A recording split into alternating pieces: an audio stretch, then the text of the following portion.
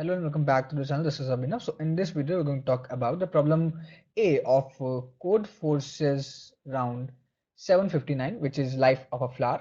So this is basically a implementation problem in which there is this array which determines the sequence of n days that on nth day does Petia flower watered his flower or not. Fine.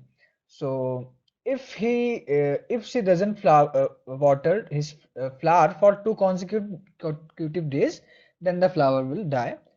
If it will if it will water the flower on the ith day, then it will grow by 1 centimeter. If it will water the flower, sorry, I am just confusing between the flower and the water. So if it will water the flower in the ith day and it is watered in the I minus 1th day also, then it will go by 5 centimeter instead of 1. And if it does not water on the ith day, it does not grow. Fine. So this is a simple implementation problem. So what we have to do is we have to just check two consecutive days. So let's say that for example, first of all, we will check the day one.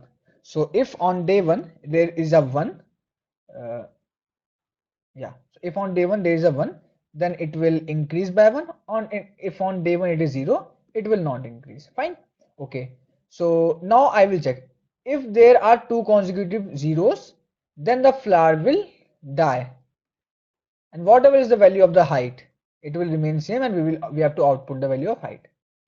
If there are consecutive ones, so for first one it will increase by 1 centimeter, but for later all the ones it will increase by 5 centimeter. So for all the I such that ai is 1 and ai minus 1 is also 1, it will increase by plus 5. This is a simple problem which it is asking us. Okay, so what I have done here is I have you can see my summation. I have just checked that if the first one is also 1, means on the 1st day he has watered the plant, then it will increase by 1. Okay, and you see the height of the flower is 1. Okay, now if there are two consecutive zeros, means if ai is 0 and ai minus 1 is also 0, and then we have to just print minus 1, means the flower dies.